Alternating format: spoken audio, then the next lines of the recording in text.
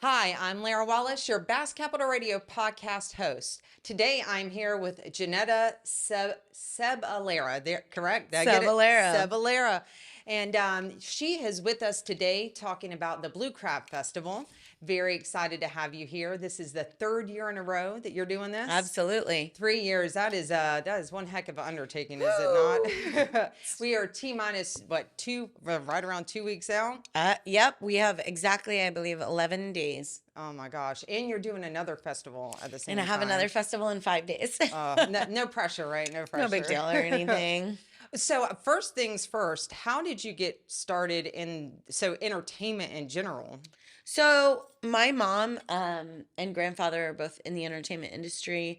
A lot of my family on my mom's side has been in the entertainment industry. I've been a singer professionally for about 20 years. Wow. Actually longer than that, I guess. I'm dating myself. So I started singing like the national anthem for the Orlando Magic and stuff when I was like 9. Yeah. That's an incredible I was a accomplishment. kid singer. I was a child singer, but I really kind of went full time in entertainment about 12 years ago. So I have a large band in North Florida and played a lot of music festivals, helped with a lot of music festivals. So it's in the blood. So yeah, I mean, I've just there's nothing else. That's my life. I mean, I just fell into it and I love it and can't imagine myself doing anything else. What's your band's name? Ramona and the Riot. That's a great name. I love it. What kind of music do you guys play? We play soul and funk and R&B. We do a lot. We actually play every kind of music. But we write music that's a little bit on the bluesier side. Definitely like James Brown vibes. We have horns and That's it's fun. awesome. A lot of fun stuff. Yeah, that sounds great. Yeah. So you started off obviously at 9 singing the national anthem at a pretty big venue there. Yeah. And then played with your band. And so how did you transition from band to planning festivals? Production. Yeah, because you have Ancient City Entertainment, correct? Ancient City Entertainment. Yes. So my husband is in my band. Okay. He plays guitar in my band, and the long and short of it is we played a million bad music festivals. And every time we would do it, I would say, why didn't they do this? Or they could have done this. And we tour as a band, and building a tour is much like building a festival because you're buying marketing and you're dealing with publicists and you're promoting to people that are outside of your typical demographic who maybe haven't heard of you yet. So you're trying to get the word out, and then you're activating a live event. So in 2019, I said, let's throw a festival in 2020. And can you guess what happened? Give it to me. I'm ready. 2020. The pandemic. The pandemic happened. So I planned a festival for a year, and I got everything lined up, and I got all my talent purchased for a big festival, like, tens of thousands of people. You didn't go small. You went big. No, I went very big first time. That's kind of my style. And the city notified us, City of St. Augustine, and said, do you want to cancel your event or do you want to postpone it? And so we postponed it, and we were actually the first large-scale event back from the pandemic. So we launched it again in early 21, and it was a home run. Yeah, So, people wanted to get back out yeah. at that And point. I had done small events. I mean, I had done 600, 800, 2,000. You're talking closer to like 15,000. So that was like my first large event. And we had Coolio. That's Who was incredible. Yeah, rest in peace, Coolio. Yeah. But So you broke all kinds of barriers going out with your first event. yeah, so I mean, there's females in event production within Central and North Florida are few and far between. Unfortunately, event production is very hit or miss. It's kind of challenging in a way because you don't really need a legal certification to be able to do it necessarily always. Okay. So sometimes people will just think they can do it and throw spaghetti at the wall, and it can be, disastrous sometimes. But thankfully through working in entertainment for so many years, I had a lot of good relationships and Yeah. people that said, don't do this or be careful of this. And so there was definitely a lot of guidance for, a first timer. Yeah. I mean, having put on the Blue Crab in the past with young professionals at the time, attending a festival is a much different experience than putting on. And really, when you get out there, you don't understand what all it takes from the back end. It's insane. And it is, I mean, one wrong move could really impact the entire festival. It's a lot of moving parts, and it's a lot of work on the front end to have a successful event. And then, a lot of improv, Yeah. a lot of problem solving on site and critical thinking. And, I like all of that stuff. And I'm from being a band leader, and then I own several other businesses as well. I've always been a good team builder. So within my teams, I can see where people's strengths are and sort of move them into a position that, really magnifies what they're great at. Right. And I think that probably, as far as like a successful festival the size of Blue Crab, has to happen. Yeah, You just the have right to have people in the right trusted people, Right. in the right spots. So Well, an example of that is we were talking about for Bass Capital Radio where we were going to be in the festival, where our placement, and I could tell the faith that you had in your team members, because you said, I'm not handling that. Talk to so and so. Didn't even bat an eye. So you knew that she had it. Oh taken yeah. care of. Oh yeah. Well, and there's people that are just your trusted foot soldiers, right? Like, I know that if I tell someone on my team, this is important, please make sure this is, they do it. And I don't take that for granted, Right. I also own a restaurant and a bar in downtown St. Augustine, and it's very similar. I mean, I have an executive chef, I have a bar manager, I have a general manager. I give them a task, and they have to implement it with their team and their department head. So, you definitely want those people that you can count on. Yeah, definitely. Because leaving something to someone who maybe doesn't understand or who doesn't quite pick up what you're putting down can really throw a curveball. Especially in the festival world, because and in a town like Palatka, in St. Augustine as well, relationships are very important. Yes, ma'am. People have built something that they want highlighted in a certain way, and they're very proud of that, and it's their moment to debut something within the community, and that's really important. Right. We don't want to just have somebody feel like, oh yeah, we saw your email and whatever. Sometimes it's all in a working timeline, so it's when we can get to it and make it really soar. But we definitely want to respect the relationships that have already been built within the community, and then as well set people up for new relationships and networking that they can do at a festival. Well, the fact that you recognize that is exceptional. For Putnam County, you are so right. We are a very hometown feel. A lot of us, word of mouth is the biggest thing here. Oh, yeah. So, and the fact that you're sensitive to that and want to help people further that is just a gift. Well, it's funny. I live in St. Augustine, and I know, when we first started doing the Blue Crab, there was a lot of like, you don't live in Palatka. What do you know about the Blue Crab? And I'm really grateful because I've had all of these sort of beacons within the community come and share their experiences with me. And I feel like I'm part of Palatka at this point. Absolutely. And in St. Augustine now, I get flack for, it's like, oh, all the love is for Palatka now. Now you're a Palatka girl. And I'm like, okay, you guys, like, we're 25 minutes apart, really. Right, exactly.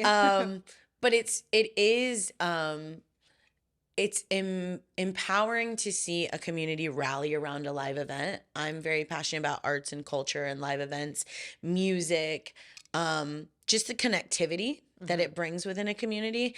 And I really believe in that, and I think that the measured value in that is exponential all year round. Yes. So like all year round, I've had people, oh, well, I met them at the Blue Crab, and and now I'm seeing new things come of that in our third year, and it's like it's awesome, you know. Yeah, I was talking to some of the gentlemen who were the original planners. You know, it was a group of small business owners who got together and decided they were going to highlight different, like take turns highlighting downtown and bringing business down there. And it was a used boat sale. It was a to boat begin. sale, Yeah, yeah. yeah, and that's wild to me. I mean, I was born and raised in Putnam County and had no idea until we cracked that history. But they were sitting here, and hats off to you, because sometimes I feel like in a community we have something and we want to keep it just how it was.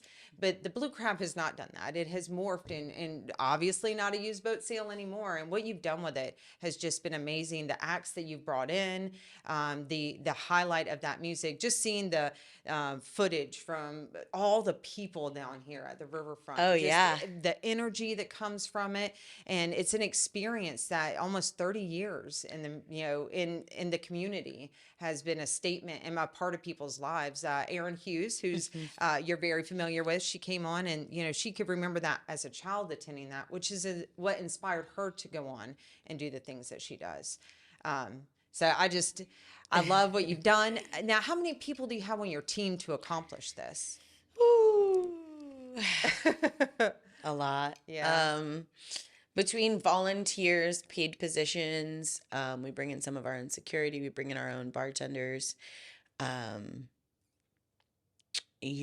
just all of the event week of production, the breakdown, we probably have about 40 paid employees.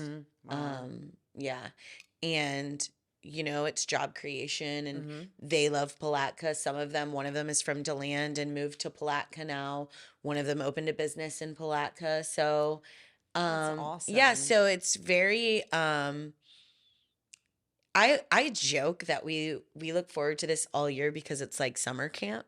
It's like 40 of us enjoying Palatka together sort of as a family, and it's just become I have a festival that's my own, that's my baby, my flagship festival in 5 days, and I almost am looking more forward to Blue Crab than I'm looking forward to my festival, just because it's just like I enjoy it. I walk around Palatka and I go to Angels, and I just, Angels. I'm just around, and it's so cool. And I mean, even everybody within the city, I have to give like huge props to the city, because nobody really realizes how much work a municipality puts in alongside a promoter. Right. They're trusting that the promoter is going to bring something that's curated and quality, and the production is going to be right. But they also, you have sanitation, you have zoning, you have, the city manager, the city assistant manager, the city attorney. You have all these people that are interfacing and having to answer emails and having to make tough calls. And that is, probably the hardest thing, because it's a very small window of time to execute an event. Yeah. And you want to do the best you can with the information you have available to you, but it's rapidly changing, when you're doing an event. So I really appreciate in 3 years, and then things, like elections happen. Yep. And then you have a new staff that you're working start with. Over from yeah. scratch And and lessons you may have learned alongside a certain staff may change, and you may have to, go back and re-explore problem solving some of these things. So it's definitely like a unique perspective, from an event producer's seat, to work alongside a municipality and private enterprise and sponsors, and just sort of the parallels in the way those businesses correspond. What has been the biggest challenge to you in this? I mean, is it that communications piece and figuring that out, or? No, I like, I'm pretty direct as a communicator, but I do think that the biggest challenge with an event is really the things you can't control. That's the stuff that keeps you up at night. The weather. Yep. And that's the first thing that popped in my mind, the weather. The weather. And then, just outside things that influence the world. The first year we did the Blue Crab Festival, there was something happen and like fuel like tripled in cost. Well, we have deliveries coming in and fuel surcharges on generators and stages and it deliveries from Sunbelt. And it just, there's just variables that Mm-hmm. as much as you try to manage, you No just got to control. pray. Yep. You just got to pray at night, which I do every night. And that's it. Your best laid plans, sort of God smiles and Yeah. gives you some challenges in there, and it's the way you react to them. Learning opportunities. It's the learning opportunity, and it's the failing forward. You're gonna make mistakes. You have to remember those mistakes. You have to keep an after action log and Right. really kind Right. of address those things to make it better. And also I think just being a good sport. Mm-hmm. I was telling somebody this about my other festival that's coming up. They said, what can someone do to ensure that they're going to have a great festival experience? I said, be a good sport. If your child's crying a lot that day or your spouse is having a stressful day, like just be cool. Like, Yeah. you know what I mean? Like, don't lose your cool. Yeah. Keep Just it calm, cool, collected. keep it fun. That's what you're there to do. It's not that, that is the blessing of that kind of a job is it comes around, it's fun. A lot of seriousness goes into making it fun, but then, when it comes, just enjoy it. Did it take you some time to be able to enjoy? Because I know just putting on, like the flying and classic car show at the municipal airport, I did not sleep much. Like I just kept thinking about the weather was obviously number one on my mind, but all these moving parts, how long did it take you to know that, okay, I can't do anything else. I'm just going to enjoy and let it be what it is. So this is really funny because I have to touch on sort of myself personally in this way, but I am an eternal optimist. Mm-hmm. I'm a super optimistic person, and I feel like actually I had a conversation once with my pastor a long time ago about this, and he said, do you worry about, when you're singing, do you worry about like getting sick the day of, or like what happens if you get sick and like you can't go on stage and perform? And I was like, I just really realized, I think it's a faith thing. I think that's what it's called. It's faith. It's just like, I just really realized that it's out of my hands. Right. And the only thing I can react to and control is my attitude to it. So to be a leader, my husband always says that my leadership style is as a nucleus, not a totem pole. So to be a leader, Well said. I have to like just really like chat with everybody and keep everybody, hey, this is what's going on. This is where we're at with this. If you have an idea, feel free to throw it back at us. It's not like a chain of command necessarily, always. It's a lot of think tank and let's go, a lot of just cheerleading each other. And I think Erin Hughes really shines in that role as well. Absolutely. She's a community cheerleader and she brings the energy and brings that positivity. And I just think that is so necessary for an event. Yeah, because I mean, you're right. You can't, if you go into it with a negative mindset and focus on the things outside of your control. I mean, if you've done your job and you've got a strong team, the rest of it is just what's going to happen. You're there. And are you going to be miserable? The thing is too, I want people to want to work with me. Right. So if they're like, oh, I don't like working with her. She's rough. Then it's like, I haven't really served myself or their interest or the community of Palatka's interest. So I try to be as malleable and open to suggestion as possible. Unfortunately, sometimes you have to draw a line and be like, for sure, this isn't going to work. Right. This is why it won't work. But it's better to do that sooner than later and not procrastinate inevitable conversations or, get the hard part out of the that way. kind of, just eat the frog. Or eat the frog. A wise man once told me, eat the frog. So coming into the Blue Crab, obviously it's different than it's your own festival. I mean, you really did come into a community where this has been around for 20 plus years. At that point, what did you feel like you had to do to prepare for that, to really understand what the Blue Crab was? People have big feelings about the Blue Crab. Yes, ma'am. And I like it. I applaud that they care that much.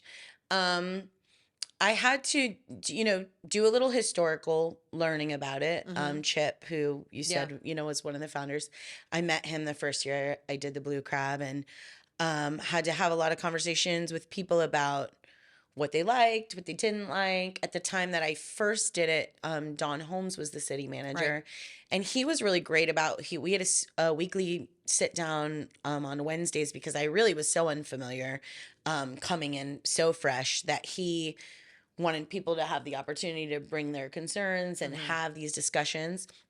So we were able to really navigate a lot of, hey, this would be productive. This is something we haven't tried before.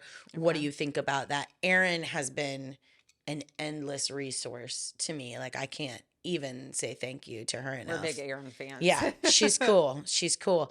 And I mean, everybody, I mean, honestly, like, people donated their time and their money and their resources, and it's not a one-man show, and I think that that's really important. And if anything, within the community of Palatka, I would want people's perception, of me to really reflect that I am getting to enjoy the people of Palatka and share this experience alongside them, as much as anybody. It's definitely not, a one-man show. It's so many people, like that's the For thing, sure. from the vendors to the sponsors to the load in, The the volunteers. volunteers. The economic impact is massive. The emotional impact and in community engagement is huge. And I just think like it really just reinvigorates Yes. everybody. Yeah. And like watching that is like so powerful. I can imagine. Yeah. Yeah. And coming in, not knowing anything. And we are very passionate about the blue Oh, crab man. around here. And we just talked to Chip last week, and the stories that they've had, and to watch it, he went from being one of the think tank that dreamed up the blue crab to kind of taking a step back and watching it transpire to and transmorph into something totally different than it started. From the Jello jump. Have you heard about that? We did. So the first year back, we did the Jello jump. Right. And Yeah. our arms were blue for like a Yes. week. Yeah, so I think the Jello jump was like one of the biggest things that we remember, and having the people who did the water skiing, a lot of us remember that. So the fact that you consider the stories instead of just saying, "Oh, well, you've hired me to do this, I'm going to do it my way," but the fact that you sat down and tried to understand what people's challenges were, what the vision was, it means a lot to us as a community. Not just taking it and making your own. We're stoked. I mean, I think if anything, when you make something your own, that is a reflection of what you're seeing, what you're seeing. But I also think like on the production side of bringing in like big talent, I had a couple of the artists say to me like, Palatka, Florida, like, where are we going? Like where are we going? Because they would come into Gainesville. Somebody flew into Gainesville last year. Somebody flew in through Orlando, and they drove, and they're like, and I would tell them, I'd be like, this is a big event. The community's passionate about it. They're gonna show up for you. And one of the acts was like, I don't. They were like, we drove and drove and drove, and I was like, is this girl for real? He's like, and then we came over the bridge, and he's like, we saw it when we came over the bridge in our tour bus, and we're just like, oh my gosh, this is like happening in the middle. They were just blown away. I can imagine. And they were like, and it's on the river, and it's, they just had nothing but the best things to say about it. I know. Love that. And I'm like, yes. I'm like, it's oh awesome. My gosh. So it makes me feel really like emotional almost to hear that, because again, being born and raised in Palatka, Putnam County, to have such I mean, most people here really do. You're going to have your naysayers, but really do have a champion Palatka spirit. Sure. We love our community, and we do step up, and volunteerism and community is huge here. And, again, you drive through. The thing that is nice is that you have to spend 45 minutes driving to get here. It's a little tucked away, but there's so many things around if you need to get out. But when you come in, it's like home. Yeah. And the fact that other people were recognizing that. Yeah. Just, I love and it. It's culturally rich. And, it's funny. I went to Mount Dora High School. Okay. So I remember coming to Palatka. My dad was a tournament bass fisherman. Oh, Not a lot that's of people, amazing. not a lot of people know that about me. So, my dad was a competitive bass fisherman for 25 years. He was sponsored by Skeeter. Okay. He was on ESPN. He did all the Bassmaster stuff. So, that's Wild. part of why I lived in Central Florida, because of the fishing. And Yeah. I remember coming to Palatka with my dad, and my dad just being like, "This is a great town. This is a great place," and I was young. I was a young kid, and I was like, "Oh, it's got like like a Mayberry kind of a Yep. vibe, the little downtown." And I really do like. It was crazy when it kind of came full circle, and I went to the meeting about doing the Palatka. My dad passed away in 2016, but when I came to do this festival, I was like, this is so wild that I'm Yeah. ending up in this town, like bringing this part of me into this community that is like, bass centric and just Right. so much Bass of like, Capital I Radio. mean, it's funny. So it's Yeah. cool. I definitely am stoked when I get to be here. Oh, I really love that story. We just did the Bassmaster tournament, and And that's a big deal. Just like the blue crab, it's a big deal for our community. It brings in economically, it's a great impact. People get real excited about it. We like to fish around here, so that's a beautiful way to come back to where you were as a child and bring your talents to this area. yeah. What is your favorite part about the blue crab as far as like there's the vendors and there's the music. I know that you're probably partial to the music, but I love the experience music. I wise. love the music. I truly do have a favorite part of the Okay. blue crab. And I don't know that I've ever shared this. My husband does know. Um, I wake up very, very early. I'm an early riser. I Mm-hmm. stay up very, very late too, but I get that.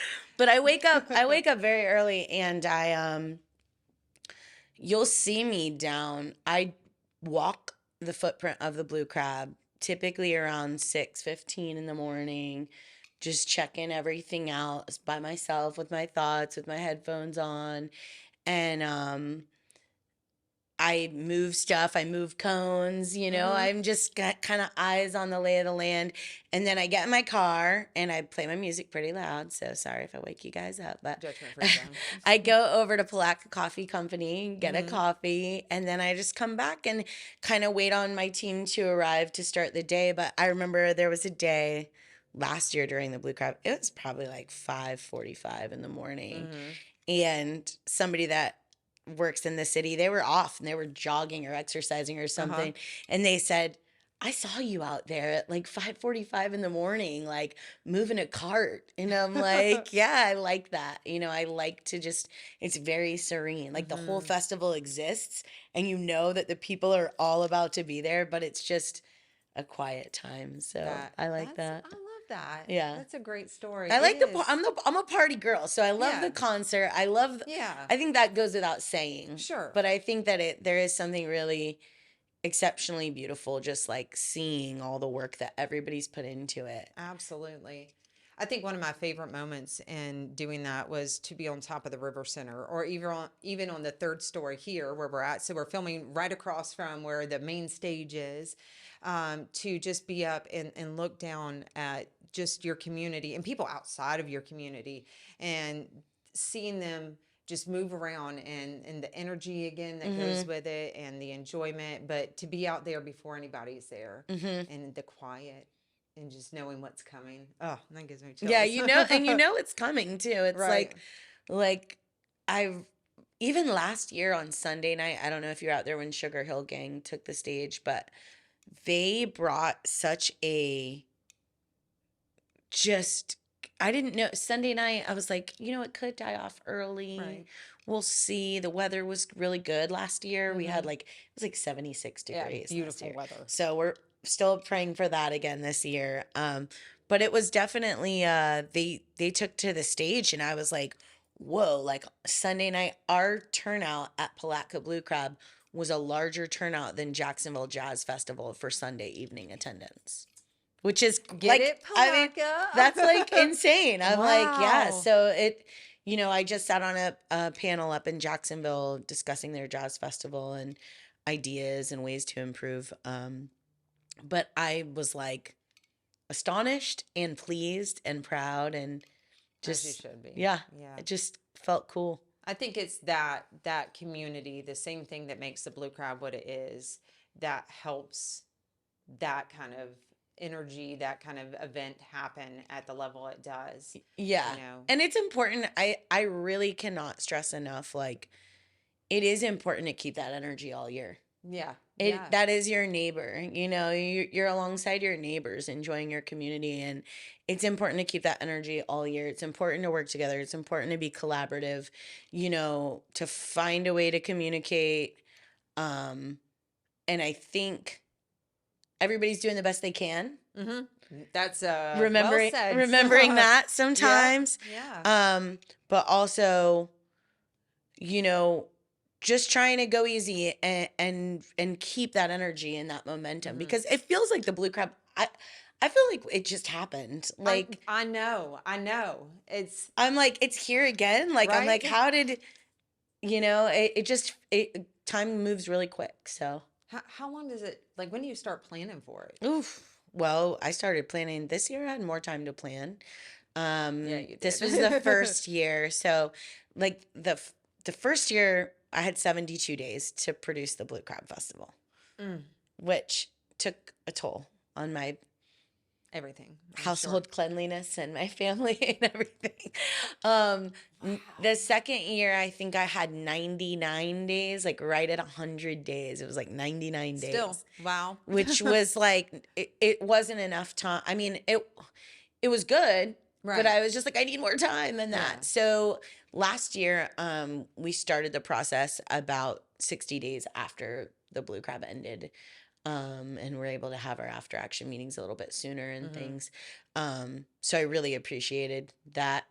And that's how we were able to get the carnival this year. And, that some of that stuff just takes a long time. Yeah. I mean, when you're like looking for food trucks and you're looking for activities, these people are booked out months in advance. Oh, yeah. Well, that's the thing. And like right now, our vendor slots are sold out. And Right. everybody waits until the last minute to hit us up. And we try to start once Blue Crab is over. If we are going to proceed and be a part of it next year, we'll take pre-registration. But I can't say enough, jump on that stuff, because we have people that wait and wait and wait. And then they're like, it's full. And I'm like, yeah, man, like these people are planning, they're like, what are you doing in 2027? I'm like, I don't know, man. Like 2030. I'm let me like, know that's a what's lot. going That's a lot on. of commitment. But Yeah. they're vendor. I mean, that's their business. So they Yeah. take it very seriously. For sure. They were asking, again, looking back when we did it, I think it was the day after. Yeah, the day after they were like, can we go ahead and reserve our spot for next year? And to your point, it's what they do. Yeah. So if I'm a community member and I think about the time that I volunteered at different events and I've been able to be a part of not just patroning the festival, but giving back to the festival, is there a way that our community members can plug in? Oh man. You mean socially, or you mean just on site? Just on site, do you need helping hands? Is there? Oh yeah, of course. So we have a volunteer check-in tent. Okay. You can also go to PalatkaBlueCrabFest.com and fill out our volunteer form. We'll drop that link below for Yeah, everybody. and show up at the tent, and we'll get you a t-shirt. We'll get you somewhere set up. It won't be anything super crazy.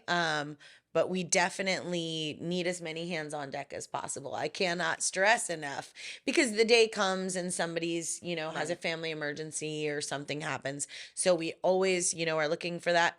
Also, please, if you do sign up online, specify if you are under 16, because our first year we thought we had 75 volunteers and we were feeling really good about it. And then we had about 50 14-year-olds show up. And oh my gosh. It was hysterically funny because they were so cute and they were like, we want to help. And we were like, yeah. That's what we want to inspire, though. Like, as we talk about volunteerism, the more we discuss festivals and how they come about. And, we've had meetings with Feed the Need, a local organization here who takes care of children who need to be fed in the community. It is about that volunteer base. And as a lot of the people like Chip who are starting to want to just enjoy the festival and watch what it becomes, it is our turn and our children's turn to step up. So I love that you had 15-year-olds. They show up. Yeah, They show up, you know. And I do want to, can I thank our sponsors? Absolutely, yeah. So we had so many great sponsors this year. You know, Law Offices of Ron Scholes. Shout out to them. Beck, Bass Capital Radio, Bates, Hewitt and Floyd, Arctic Air for the air conditioned tent. Putnam Tourism and Development Council really helped us out this year. This was my first year being able to apply and go through that process myself directly. Oh, awesome. Yeah, because prior the city was doing that part of it Right. with me. So this year, you know, I get to work with those ladies a little bit closer. Who everybody, Coors Light, Jack Daniels, Palatka Coffee Company for keeping you fueled. Palatka right? Coffee Company for keeping me alive. You know, I can't. You know what I really love about Palatka is your food. Yeah. I like it too. Nico's, Pizza Boys. I mean, Magnolia Cafe, Angels. Like every time I'm out here, I'm like, where are we going to lunch? Leo's Fine Sushi. Like I'm just around. You get I it. love it. Yeah. So I mean, definitely. We encourage our entire team to patronize all of the local businesses and the shops as well, because you know they're kind of holding it down all year, so we want to show them some love. Yeah. But yeah, I mean, last year I went and bought comic books at some point during the festival. Yeah, there's a comic book store. We were just in there with I was my like, I'm family. going to buy comics. I'll be right back. So yeah. That's amazing, because sometimes, you know, people assume that you're coming in, you're not from Palatka, so you're, you know, just dropping off a festival and leaving. But you really are like Palatka coffee fueling your blood, picking up comics from our local comic book store. I mean, enjoying the foods that are here, and small home-owned businesses. You know, Yeah. Not that there's anything wrong with going to a chain, but there's something special about It's special. that. I mean, I own a restaurant and bar, so it touches like a nerve. I know what goes into it. I know what families sacrifice and how much they have to show up and to keep their teams going and employing local people, and all of that is very important to me. And then also, I mean, this year, because we did start earlier, I just kept coming to I never stopped coming, you know? I was just like, you know, weekly, once a week, you know, at City Hall, they're probably pretty sick of me. I show up unannounced over there. They're like, can you make an appointment like everyone else? I'm like, sorry, you know?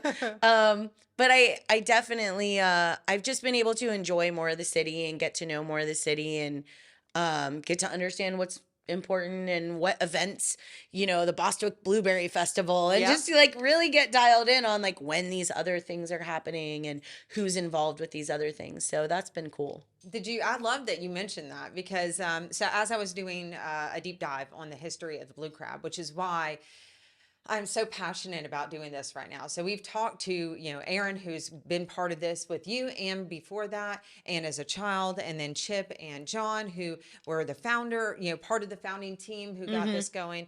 But there was no real history to speak of, like you had to dig for it. So hopefully this will be a benchmark where people can go in and check that out. But the fact that you're looking at the Bostwick Blueberry Festival that's been around for a long, long time, you know, those are so important to our community. Yeah, and so I have a daughter, she's 16, and I think that is like these formative experiences you have going to community events as a child and then becoming beloved, and then you growing up within that community and wanting to impact the community and participate.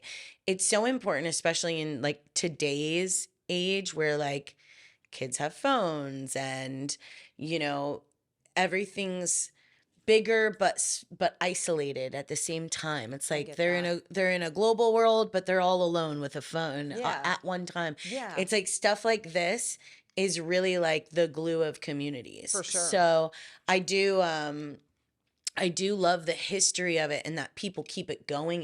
It's imperative that people understand the importance of it in the community, because you've seen you know, after COVID, a lot of events not come back. Right.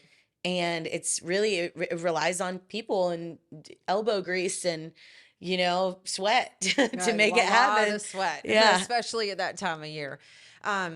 if there's an opportunity for us to continue, to build on this, I would love to hear what your suggestions as viewers are, and we could share that with Jeanetta. I know you hear a lot of, you should do this, you should do that. What is the most left field, you should do this, you've heard? I can't say, I'm going to get some flack. Okay. But I'll say it. Anonymously. I'm not afraid. Well, there's two things. One, I would like to compile a Blue Crab coffee table book. Okay. Of art over the years and that would historic be photos. awesome. So I've kind of started getting a lot, as much data as I can find. And I started that the first year, actually, just being like, let me compile as much as I can find about the blue crab. And as we've been doing it, we've gotten stuff as well. And so that's something I would love to see the community participate in and really kind of build together. I'd like to help you with that. I think it could be cool. Something that we did last year that we're not going to do this year, and I distanced the blue crab from it, is we don't have a beauty pageant this year. And and pageantry seems to be a pretty big thing in Putnam County, and there are a few events that do it very well. I really had to, with as many, a carnival, a water ski show, a fireworks display, a VIP, a concert. What do you mean you can't fit one more thing in? A pageant. Well, and I think when you're talking about kids and you really want to give them the attention they deserve and the experience that they deserve, we didn't do that this year. And I don't know that that's a forever thing. I just think, some of the adults really took it very seriously. Very. And I think that I really want to build a community event where everyone feels ownership over it. You know what I mean? Yeah. And I think that for me was kind of, I'm like, I don't really know about beauty pageants, you know? And I worked with somebody who did, and she did a great job. I would shy away from doing that again because I think there's people who do it and know it and do it very well. Right. I couldn't put on a beauty pageant. I wouldn't. And I'm like, the blue crab beauty pageant too. It's like everybody wants to get all dressed up and pretty, and it's so hot, and they're just melting. I couldn't fathom makeup and that full glam It's just dress. a lot. Yeah. It's a lot. So I think that's something, this year that we didn't do it, and I don't know that it'll be a forever thing, but I do want to expand our programming. I do want to find things that are unique. I really want to find things that are agriculture centric. That'd be awesome. And like 4-H components and things like that, where I feel like kids and young adults can learn just new things about ecology and I think that's a wonderful component. With and I don't recall if we had it last year, but the bass education down, that one point we had like this big pool full of bass. Oh, and we wow. had to release it. Yeah, it was pretty. That's a hefty undertaking if you ever have to chase a bass around a pool. But, oh man. Yeah, but I think that educational piece, that's something that we wanted to incorporate when we did the Flying and Classic Car Show. Unfortunately, the city does not continue that on. Maybe one day they'll bring that back. But getting the kids' hands in there and learning. And we are a big agriculture community. We've got a lot going. Yeah, with the river and the food You're and massive. Yeah. I mean, I don't think that can be overstated enough.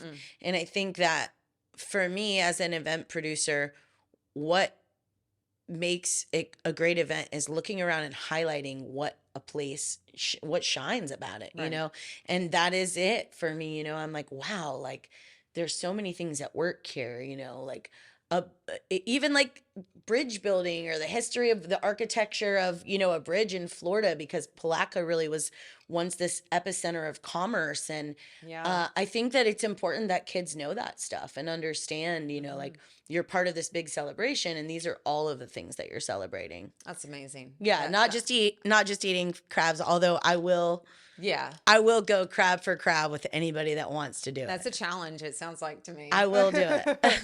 Well, I love all the components. Having the opportunity to sit down and talk with you, and met you in passing. I have seen you walking out there and was very much inspired to know that you weren't just coming in and doing something then leaving, but you were boots on the ground. it means a lot from a community member. So thank you for all the hard work Yeah, that you put in absolutely. there. I like being here. I mean, it's beautiful. Like what a better way than to like walk down the riverfront. It's like Uh, very, very lucky place to get to live and Absolutely. be. Yep. So I would like to, any of you who are watching, if you've got pictures from the Blue Crab, the festival or some of the artwork or whatever that is, send them on over. We'll leave the information below. We'll help you curate that book. I know there are pictures out there. I think it could be really cool. Just the stories people have told me, and this person designed this year, and this happened, and then we had this for a while, and this exhibition, and it's just there's so much information, and to really catalog it, and a lot of it, I know it's challenging because over the years, it's like, was that 91 or 96? Exactly. But it's like the further we get away from it, the harder it is to recapture. So as much of it, as people that have been in the community a long time can really glean for us, I think would be immeasurable, and like building the Blue Crab out. Yeah, and that's one of my biggest passions here. We want to talk to community members. We want to capture the events that are going on and look at the future outlook. What could come next year, what's in the pipeline, but the history. And every year that goes by is a year that we lose somebody who has all that in their mind. So the fact that you want to curate that and that we can be a part of that is just amazing. So I love what you're doing. I love that we have brought you in. And I feel like from a homegrown Palatka gal to another gal, I feel like you might as well be a Palatakian. I might be buying a house here, Yeah, so I might just listen, have I to be dig here. it. I really appreciate you having me, Thank you and for I really coming. just the opportunity to sort of be able to reach out to people that may not, know the newness of the company and the footprint of the Blue Crab, but by all means, get involved, join us. We don't want to do it alone. We want everybody to All the come, volunteers. all in. So yeah, we're just really grateful to be here and excited for another great year. Well, I look forward to this year and for many years to come. And so if you want to check out any information on Jeanetta or anything that we've talked about, you'll see the links below. But until next time, we'll see you at the Blue Crab. See you there.